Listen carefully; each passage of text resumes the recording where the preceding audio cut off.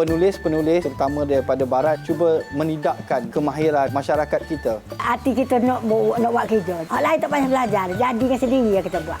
Ini adalah merupakan satu permata yang perlu digilap. Kita tidak mahu ia pupus. Buat blok batik ni memang kesukaan saya. Bukan kata hobi tak. Inovasi terbaru yang dibangunkan adalah batik tanah liat. Tak melibatkan panah api. Kos dia memang murah lah.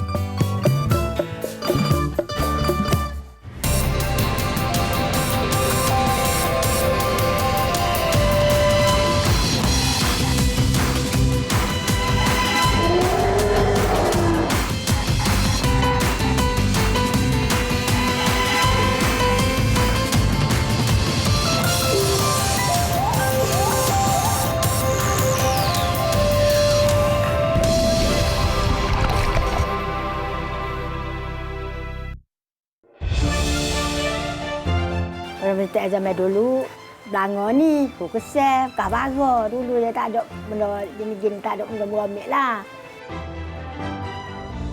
Tembikar Mambung yang telah wujud selama 154 tahun lebih ini, kita tidak mahu ia pupus dan kita mengharapkan masyarakat umum boleh menggunakan sebagai satu barangan yang wajib pada setiap rumah mereka.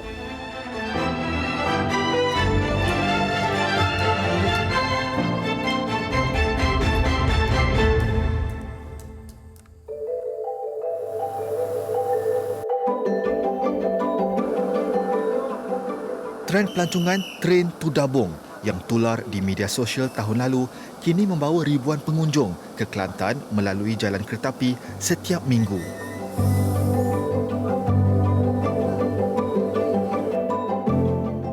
Laluan Pantai Timur juga dikenali sebagai Jungle Railway membawa pengunjung sejauh 526 km dari Gemas Negeri Sembilan ke Tumpat, Kelantan.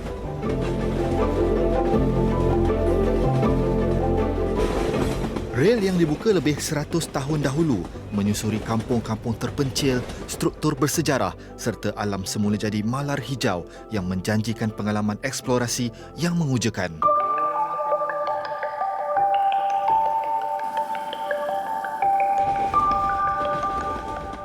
Terletak 80 km dari Dabong, daerah Kuala Kerai turut menyimpan khazanah alam serta warisan budaya yang masih belum dikenali ramai.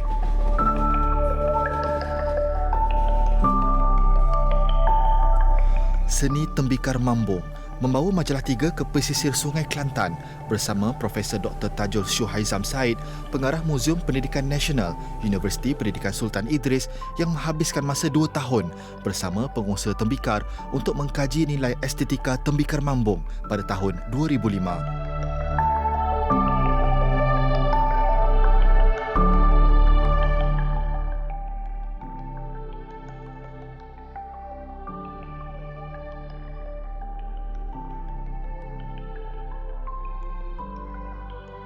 Tembikar di Kelantan telah wujud sejak zaman prasejarah lagi.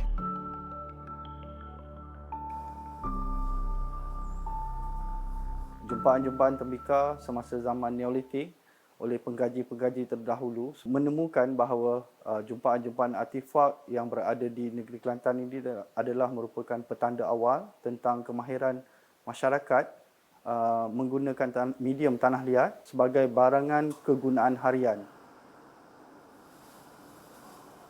Antara produk yang dihasilkan termasuk periuk, belanga, bekas kukusan dan tempat menyimpan makanan. Kajian yang dihasilkan Profesor Tajul turut menjumpai simbiosis atau hubungan antara seni tembikar dengan ketamadunan manusia. Tembikar Mambung ini telah wujud sekian lama lagi. Begitu juga dengan perkembangan di Kuala Kerai ini. Kalau kita tengok tahun 1900 lagi, sewaktu pendudukan British di Tanah Melayu.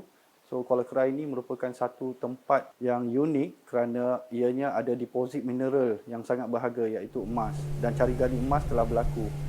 Begitu juga dengan perkembangan penduduknya di sini. Sebagai satu-satunya tempat di semenanjung Malaysia yang menghasilkan tembikar dapur masak tradisional, tembikar tradisi Kelantan ini telah dikesan dalam masyarakat Mambung sejak tahun 1868. Mengenali seni warisan Kelantan ini, kami berada di Bradley Steps atau tangga kerai yang dibina pada tahun 1927 yang menjadi nadi pengangkutan penduduk kampung di sepanjang Sungai Galas dan Sungai Lebir. Dahulunya, kawasan ini merupakan kawasan yang boleh kita iktirafkan sebagai satu penempatan yang sangat maju. So, selama lebih kurang dalam 40 tahun itu, kontrak yang diberikan oleh kerajaan Sultan kepada penjajah British. So, maka kawasan ini memanglah sudah terdedah sebenarnya dengan teknologi dan kemajuan sebenarnya. Habis madu, sepah dibuang.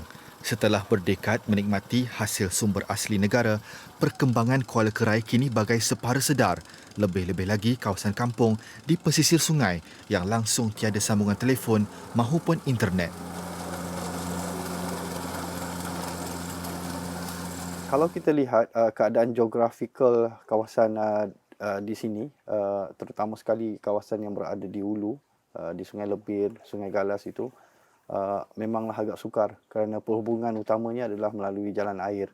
Daripada dahulu hinggalah sekarang ini, penduduk yang berada di kawasan hulu tu masih lagi menggunakan pengangkutan air ini sebagai pengangkutan utama mereka lah untuk keluar daripada perkampungan mereka.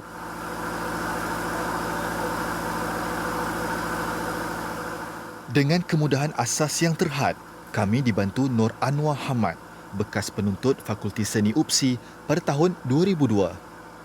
Menetap di Kuala Kerai, Nur Anwar bagaikan sukarelawan tunggal yang menjadi penghubung antara pengusaha tembikar di Kampung Mambung dan pihak luar. Usaha murni pensyarah seni di Institut Pendidikan Guru di Pangkalan Cepa ini sedikit sebanyak membantu mempromosikan permata yang jauh terselindung di pinggir Sungai Galas. Setelah 15 tahun, Profesor Tajul kembali ke lapangan kajiannya. Didapati bahawa generasi muda tidak lagi mengusahakan kraf yang berasaskan tanah liat. Kini, hanya tinggal 2 pakar tradisi yang masih setia mempertahankan seni halus ini. Hikmat bot penambang di Tangga Kerai hanya menelan belanja antara RM1 hingga RM5. Buat pengunjung yang inginkan kemudahan lebih selesa dan bergerak pada masa sendiri, bot besar boleh disewa dari RM130 hingga RM150. Dengan musim tengkujuh yang belum reda, air di sini masih keruh. Pertemuan Sungai Galas dan Lebir yang mengalir masuk ke Sungai Kelantan antara punca utama banjir di Kuala Kerai.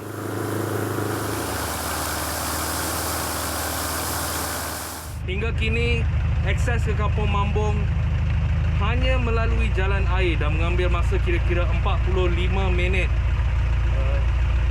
Mungkin menjadi faktor seni warisan ini tidak dikenali ramai.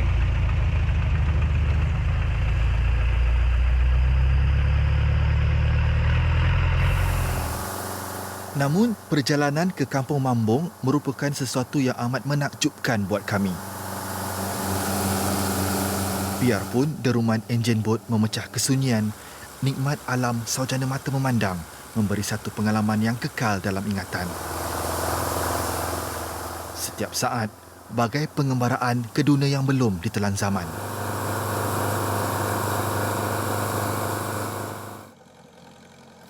Tiba di Kampung Mambung, kami mencari pewaris keturunan Tok Bara atau Maimunah Putih, pembuat tembikar Mambung terawal pada tahun 1868. Mesra disapa Cikgu Lee, kami disambut Ramli Mat Isa, anak jati Kampung Mambung berusia 58 tahun yang giat menjalankan perniagaan seni warisan Kelantan bersama isterinya Siti Azah Mat Yaakob.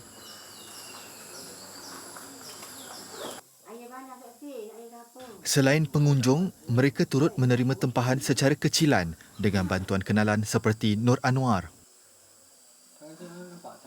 Penulisan pengkaji-pengkaji arkeologi yang terdahulu seperti Tweedy, H.D. Collins, Nun dan sebagainya, yang suatu masa ketika dulu mereka pernah menyatakan bahawa tembikar Neolitik dan tembikar tradisi ini tidak ada kesinambungan. Daripada situ sebenarnya timbul minat saya sebenarnya dan persoalan yang besar kepada saya sebagai seorang ahli akademik untuk menjawab persoalan itu.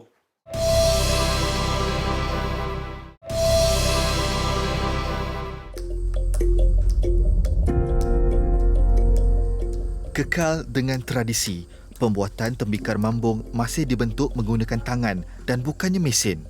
Inilah antara keistimewaan yang membuatkan Profesor Tajul tergerak untuk memulakan kajiannya. Bila kita selidiki sebenarnya, penulisan daripada pengkaji yang terdahulu sebenarnya tidak benar. Penulis-penulis terutama daripada barat ini sebenarnya cuba menidakkan kemahiran, kearifan lokal masyarakat kita. Ini kita dapat buktikan dengan kemahiran, kepandaian masyarakat itu sendiri menilai tentang bahan mineral, bagaimana tanah liat itu diproses, bagaimana tanah liat itu dibentuk dan seterusnya dibakar dan menjadi sebagai satu bentuk yang berfungsi. Dan ini semuanya melibatkan kearifan lokal yang sangat tinggi. Proses pembuatan tembikar mambung mengambil masa sekurang-kurangnya 3 hari. Perkara pertama yang dilakukan Cikgu Lee yang mengajar subjek Bahasa Malaysia di Sekolah Agama Kampung Bahagia 2 km dari Kampung Mambung adalah mengumpul tanah liat di kawasan yang dikenali sebagai Kebun Raja.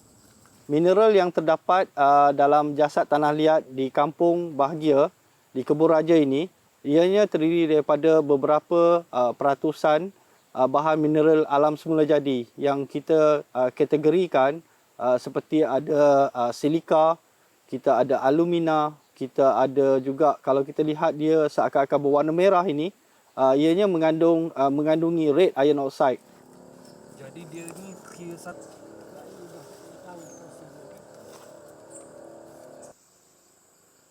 Dalam istilah seramik, tanah liat di sini sangat plastik.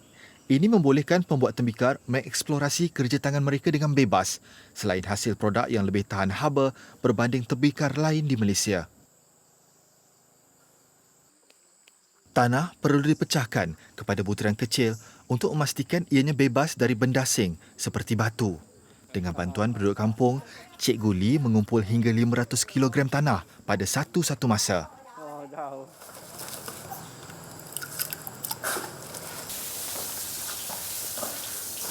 Di bengkel, tanah yang terkumpul dicampur dengan air dan ditinggalkan semalaman.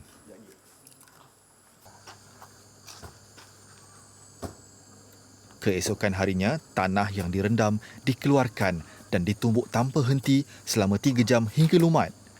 Aktiviti yang menguji ketahanan fizikal ini dibuat secara bergilir-gilir selain menggunakan kayu daripada pokok pulai yang ringan bagi mengurangkan beban kerja. Kami bersama ibu saudara Cikgu Lee, kini antara pakar tembikar terakhir di Kampung Mambung. Nama penuh Halimah Cik Said. Umurnya 20 ni. Kerja wak belangom, noreh, kerja kapur lah. Setelah ditumbuk, tanah liat dicampur dengan pasir halus Sungai Galas, sumber istimewa yang menjadikan produk ini lebih poros dan tahan haba sehingga 900 darjah Celsius. Pasir ini mengandungi mineral yang dikenali sebagai alumina titanium yang memberi kesan seperti habuk emas di permukaan tembikar mambung. Halimah mula membentuk tembikar menggunakan teknik picitan dan lingkaran. Barangan tembikar diletakkan di atas kayu pemutar dan dibentuk secara manual, mengadaptasi penggunaan mesin lempar alin yang moden. Kaedah tradisional ini berbeza dengan tembikar kontemporari yang menggunakan teknik acuan ataupun tuangan tanah liat cair dikenali sebagai slip casting. Kita anak saudara 2 orang ada hak pandai lagi. Faham Cik Nak tu? Tak adalah pandai tangan ya. Cikgu ni pandai acuan ni. Yelah betul acuan dengan hak kita buat tangan. Setelah dibentuk, Halimah menggunakan pengikis sebelum menggunakan kayu penepek untuk membentuk bahagian tapak.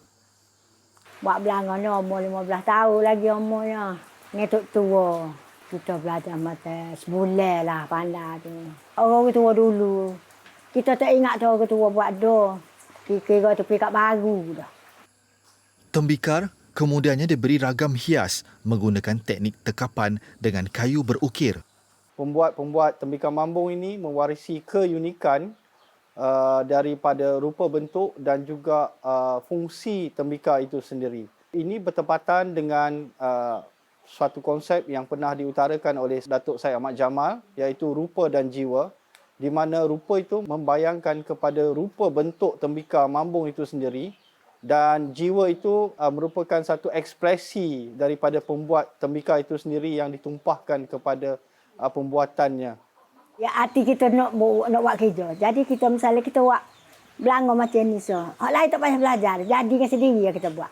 Apa itu enggak kita buat rekod sendiri lah. Kita kelih betul tak kita boleh buat lah. Begitulah kitanya. Tembikar dibiar mengering seharian pada suhu bilik selama sehari sebelum disusun dalam tanur untuk proses pembakaran yang menggunakan kayu api.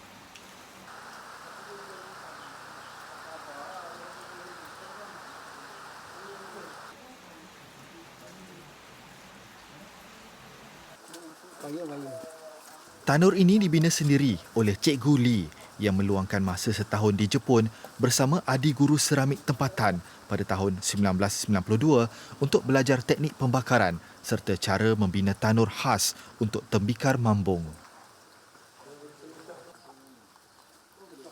Proses pembakaran mengambil masa 8 jam dengan suhu terkawal berperingkat dari 930 hingga 1000 darjah Celsius. Tanur ini kemudiannya dibiarkan menyejuk seharian sebelum tembikar dibawa keluar untuk dijual pada harga antara 10 hingga 30 ringgit. Dengan pengalaman lebih 50 tahun menghasilkan tembikar mambung, Halimah menceritakan perbezaan kaedah penjualan dahulu dan hari ini. Zaman dulu orang tua awak belanga. Orang mai ambil lah awak ilih ikut rakit. Awak pergi Kota Baru, Pasir Mah. Berakitlah, tak ada perahu dalam motor dulu kan. Selain produk asas, Halimah sedia memenuhi kehendak pelanggan yang inginkan bentuk dan ragam hias yang lebih rumit. Pada bentuk zaman dulu, belanga ni, kukesef, kahbara. Dulu dia tak ada benda jenis-jenis, tak ada benda meromik lah. Supaya jenis belanga ada telinga apa, tak ada lah. Jenis-jenis puyuk air. Tu lah zaman dulu lah. Tak ada lah benda buat saya, tak ada zaman dulu. Lah ni banyak lah. Gua ada mau kelih dalam gambar, ada mau sebuah. Biasa lah gitu. Hujan membasahi kampung mambung menjanjikan pengembaraan yang lebih mengujakan. Kami menapak lebih 1 kilometer untuk menjejaki Zainab Hussein, satu-satunya pakar tembikar mambung selain Halimah yang mahir menghasilkan produk ini secara tradisional. Perjumpaan 1000 makna. 15 tahun sejak kajian Profesor Tajul diterbitkan, dia kembali bertemu dengan permata yang bukan sahaja membantu melengkapkan tesisnya, malahan memberi tempat berteduh setiap kali dia ke kampung mambung.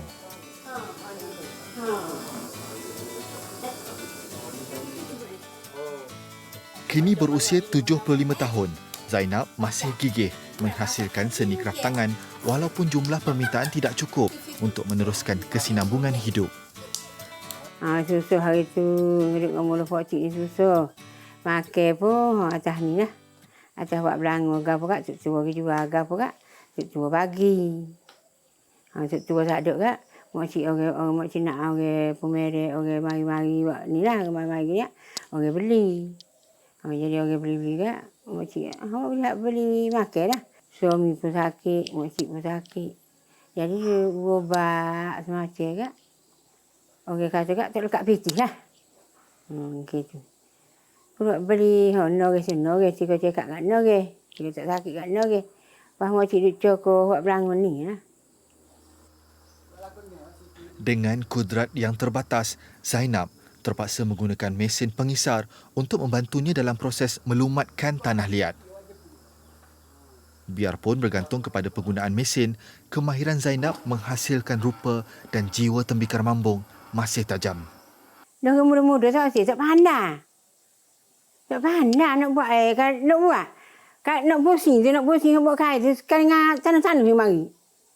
Ada hok mari makcik nak muda nak belajar. Tak ni makcik, pagi tu mari pulak makcik. Tak mari pas hari ni. Zainab bersyukur diberi kemahiran yang sukar dipelajari ramai. Namun dia masih menaruh harapan anak cucunya mampu membawa seni tembikar mambung lebih jauh. Muka makcik pun muka tu bodoh. Nah tu boleh dah dia buat. Tapi sana masalahnya penat buat kan ni nak nombor tanah penat apa kan.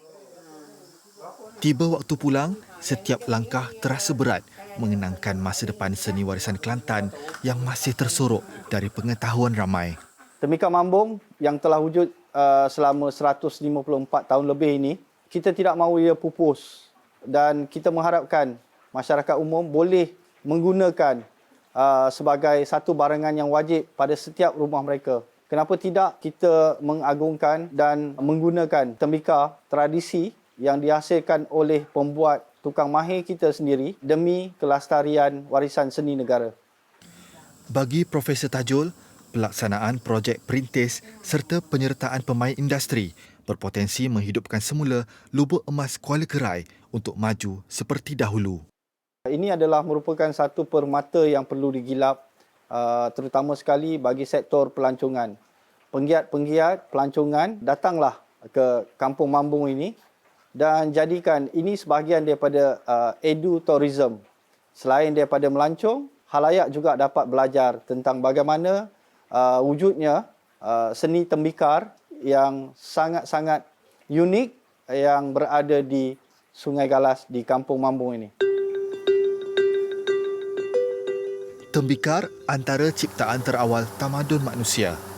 Ragam hias yang diukir memberi 1001 cerita menjadi rujukan ahli sejarah tentang kehidupan si pembuatnya.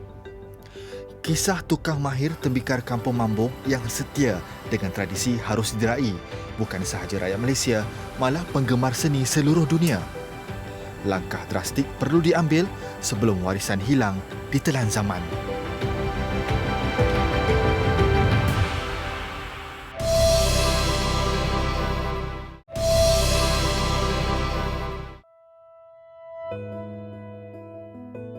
Buat blok batik ni memang kesukaan saya. Mana bukan kata hobi tak. Ibarat benda ni kalau orang tengok memang susah. Bagi saya ni ibarat kata kacang jenis kacang tu boleh dimakan pohu je, lembut je.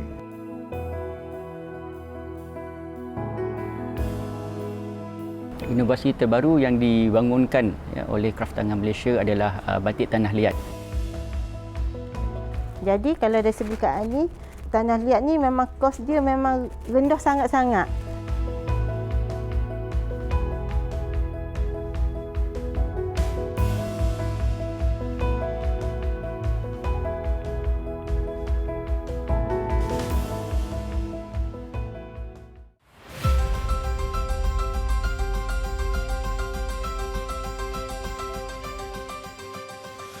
Negerinya kaya dengan adat tradisi, warisan seni dan kraf.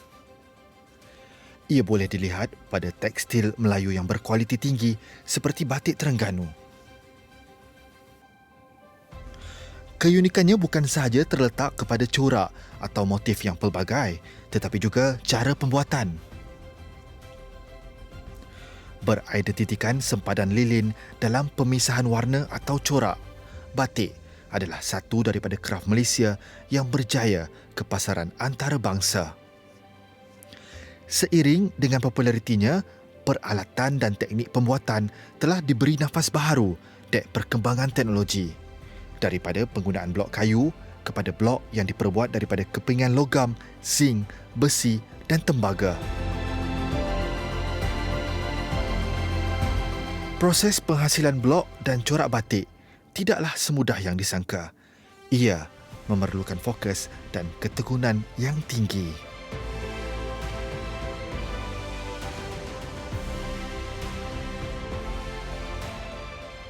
Zakaria Ismail, 62 tahun atau lebih selesa dikenali Pok Ya, sememangnya tidak asing dalam dunia penghasilan batik tanah air. Kehalusan hasil kerja tangannya tidak dapat disangka lagi. Dia Satu-satunya pakar pembuat blok batik di Terengganu yang masih aktif hingga kini. Asal-usulnya buat payah ni suka berjinak dengan blok batik ni daripada umur 9 tahun lagi. Pergilah jalan-jalan dekat orang buat blok batik ni. Ada satu pengusaha blok di kampung Pak Yah tu. Jadi dia kata, kamu ni minat juga ni, hari-hari Pak Yah pergi. Balik sekolah pergi. Kamu nak belajar ke? Kata, ginilah nak belajar, dia suruh cari ting ni dulu. Dah banyak, bila Pak Yah cari tu dah banyak, dia kata, kamu ni belajar guting je lah. Guting. Mana kopek lah. Belajarlah guting. Sampai pecah tangan-tangan ni. Tak pandai lagi kan. Lepas tu belajar bentuk. Lepas belajar betul, lama belajar betul dalam 2-3 bulan. Lepas tu dia ajar peteri pula.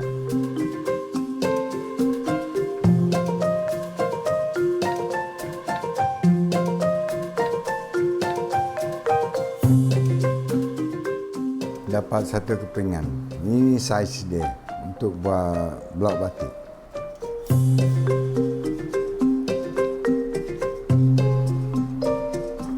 Ambil gunting, langsung gunting. Buat blok batik ni memang kesukaan Pak Yah. Mana bukan kata hobi tak. Memang daripada dulu belajar, memang dia cepat boleh duit lah. Cepat boleh duit, tapi tak banyak lah mana dulu. Masa blok, kata contohnya kalau besar ni, harga dia tak mahal, dalam RM30 je. Tapi minat yang mendalang tu jadi sebab jadi gitu. Minat buat blok ni. Ibarat benda ni, kalau orang tengok memang susah. Bagi Pak Yah ni ibarat kata kacang, jenis kacang tu boleh dimakan pohu je, lembut je. Seronoknya boleh tukar design. Customer nak design apa, kita semua boleh ikut dia. Kadang-kadang kita nasihat orang batik, dia kata macam ni dak molek sikit, kalau cok jadi gini-gini. Pak Yah dah tahu dah, sebab Pak Yah tu tahu juga bahagian batik. Di awal pembabitannya 50 tahun lalu, 2 minggu masa diperlukan untuk menyiapkan satu-satu blok kerana corak yang padat. Kini, hanya dengan sehari saja, Pok Yah dapat menghasilkannya. Pada umur 19 tahun, Pok Yah mendapat tawaran dari MARA untuk menyambung pelajarannya di Indonesia dan kembali ke Terengganu 5 tahun kemudian. Seterusnya, membuat batik menggunakan teknik yang dipelajarinya dari negara itu. Wedding lah nak kena kemas tu. Kalau tak kemas tak jadi. Mana timah tu turun jatuh ke separuh body bawah, baru kekuatan dia ada. Pak Yah suka satu-satu, bila Pak tekan gini-gini, wedding lalu. Nanti ke wedding kemudian banyak baru siap, nak wedding kadang-kadang tertinggal. Ini siap satu, pasang satu. Siap satu, pasang satu. Bila dah selesai, baru okey. Dahulu, pengusaha batik menggunakan tumbuhan sekeliling mereka untuk membentuk corak. Pak Yah pernah, kalau cikgu sekolah tu suruh bawa putih kelapa,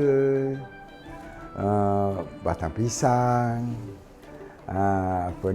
ubi kentang. Kata, buat apa cikgu ni? Nak pergi nampak sayur ke? Dia suruh murid-murid bawa semualah. Beberapa sampai di sekolah masuk seni lokal tu, dia bagilah kertas satu, bagi mana. Cok gini tunjuk, cok gini. Masa tu dah ada orang buat batik ni. Dah ada, tapi Pak Yah tu tak pergi lagi. Pak buat batik tu cara mana pun tak tahu. Cuma sekolah yang bagi tahu. Cara dia buat blok kayu tak usah mana. Lebih senang buat blok kayu pada blok batik, blok ni. Sebab dia ambil kertas, dia paku becik 4-4 bagi jangan dia lari. Cuma tak cari tekak tu ikut je. Tapi kita dah buang, ikut dia dah jadi design dia. Di kayu tu, ikut je lah. Macam blok ni ada bahaya dia. Blok kayu pun ada bahaya dia. Sebab blok kayu debu dia. Debu dia terbang masuk ni. Yang ni kalau acid. Acid dia kadang hari-hari kita tidur. Sebab nak pakai mask selalu tak sedap tak. Paksa kena buang. Kadang-kadang sekali mari angin suruh masuk. Masuk terasa. Lepas tu pergi daripada blok kayu, Pak Yah pun belajar yang ni. terlibat yang blok ni. Tapi mula-mula ni bukan temaga gini lah. Dia asalnya ni. Tank biasa. Sebab dulu temaga tu ada dah. Tapi orang tak terfikir lagi. Sebab tank ni lebih baik dengan lagi daripada temaga.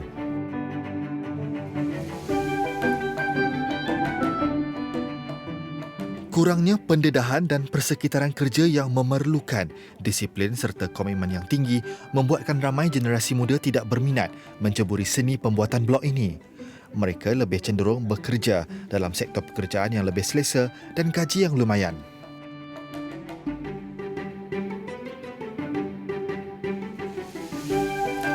Dia anak saya 5 orang. Semua pandai buat blok. Tapi minat tak ada. Kalau anak saya seorang tu yang duduk bilik ni. Kalau buat solder tu, boleh kata macam pembaris. Lebih baik dia pada saya. Buat blok pun dia pandai. Dia patri, halu, mana baik. Tapi minat tu tak ada. Mana kalau ada peminat ada nak buat blok batik, dia minat nak buat blok batik, boleh. Tak ada masalah. Sebab saya ni bukan kata nak cari pewaris orang. Cikgu Pak Ya boleh jadi Pak Ya anak murid pelapis. Apa Pak Ya tak boleh. Belum Pak Ya Allah yarham. Nak ada sekarang biarlah tak pandai apa. Korang ada belajar orang siapa Pak Ya. Selain menerima tempahan rekaan blok batik, Pok Ya turut menerima undangan untuk memberikan tujuh ajar bukan sahaja di dalam malah di luar negara. Pok Ya berharap dapat mewariskan kemahiran pembuatan blok batik kepada generasi muda agar khazanah warisan ini tidak pupus ditelan zaman, memandangkan kini hanya dia seorang sahaja yang berkemahiran menghasilkan sarang blok batik di Terengganu.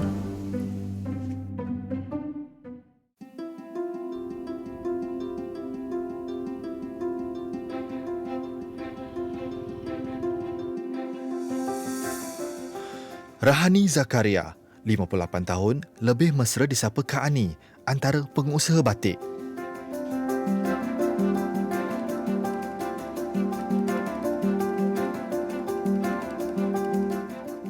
Kehalusan dan kekemasan kerja tangan Pok Ya membuatkan pasangan suami isteri ini meminta Pok Ya membuat blok batik yang telah direka mereka sendiri.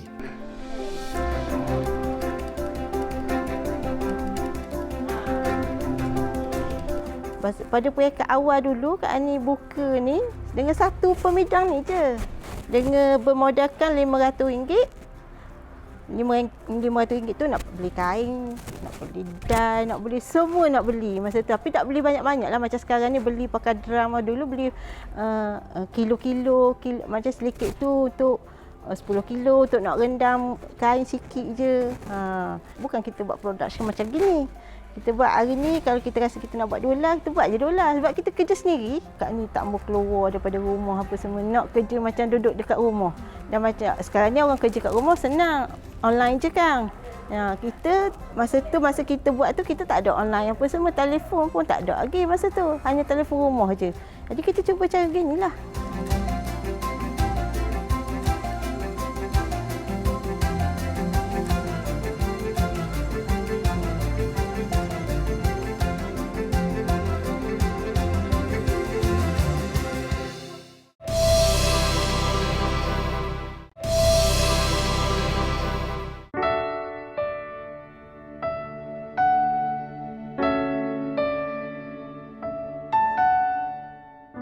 Dengan arus kemajuan teknologi yang terus hebat merentasi batasan, satu inovasi telah dilakukan sebagai alternatif kepada batik sedia ada. Terengganu antara pengeluar batik menyambut baik kajian yang dilakukan oleh pihak kraftangan Malaysia melalui kaedah baru ini, iaitu tanah liat.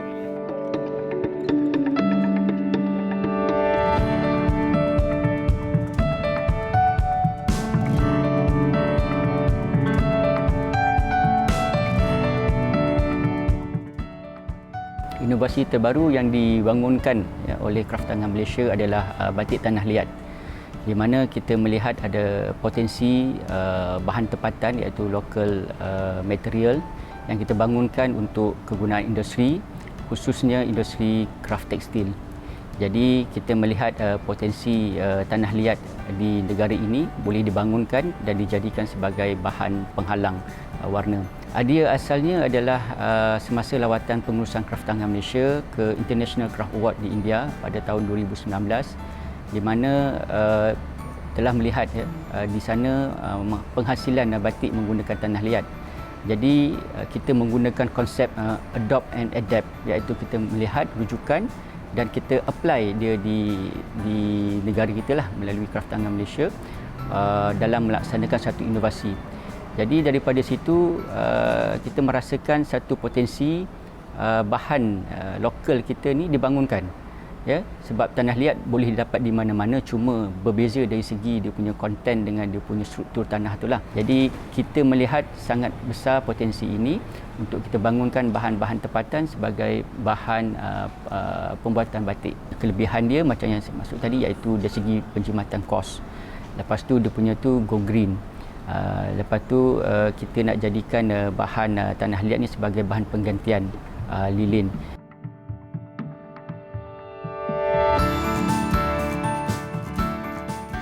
Kajian yang dimulakan di Pusat Inovasi Seramik dan Tanah Liat di Perak ini bertujuan melihat potensi tanah dijadikan bahan penghalang warna untuk pembatikan.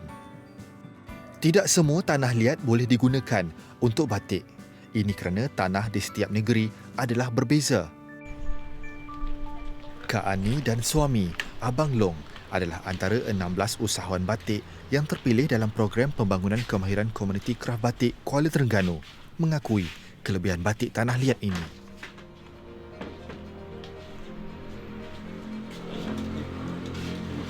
Bagi Kak Ani, batik lilin ni dia banyak menggunakan kos lah, menggunakan perbelanjaan sikit lah. Dari segi kalau lilin ni kita kena kena campur lilin dengan campur rosin untuk menguatkan lukisan kita. Lagi satu, kita kena guna bahan api. Bahan api selagi kita melukis, lagi tu kita panaskan lilin tu. Kalau kita tak panas, dia akan jadi pekat, tak boleh nak melukis. Batik clay ni diguna daripada tanah liat yang sudah diproses. Lepas tu kita ada bahan campuran dia lah, seperti gandum, lepas tu pemutih, kita adungkan jadi macam pekatan. Ya, pekatan lah untuk kita nak blokkan, nak guna untuk buat design tu. Bahan tu belanja dia tak banyak. Dia tak guna bahan api, cuma dia guna benda tu sahaja. Dengan warna yang kita nak warnakan kain tu.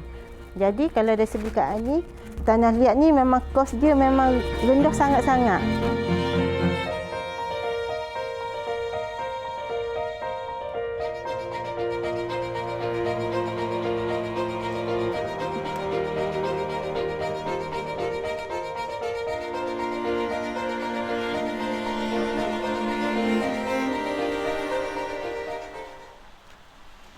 Pada pekat ni, Kak Ni nampaknya lebihnya kalau kita buat kerja sendiri.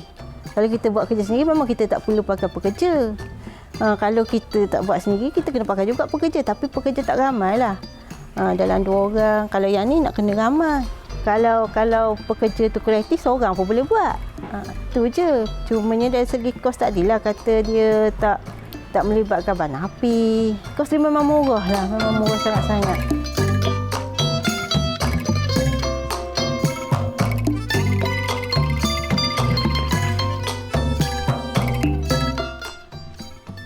Teknik clay ni dia boleh buat dalam 2 cara.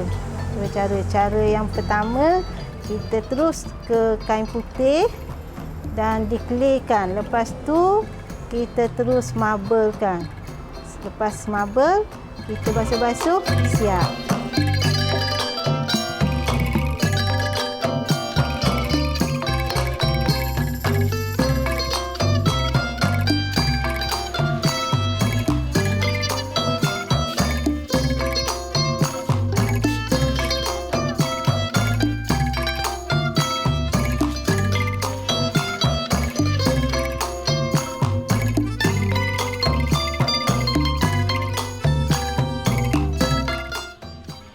Teknik yang kedua, kain putih tu dimarblekan terlebih dahulu.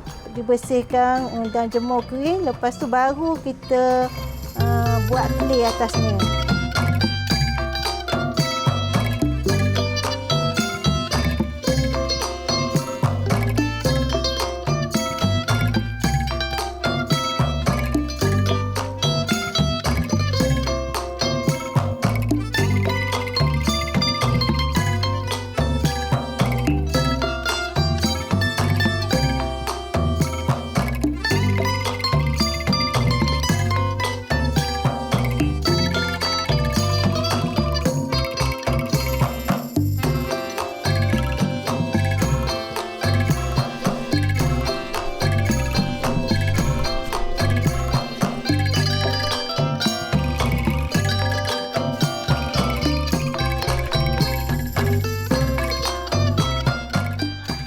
Kain yang telah kering dijemur akan dimasukkan ke dalam bahan kimia Neptor selama 10 hingga 15 saat sebelum dibilas dengan air sejuk bagi menguatkan warna.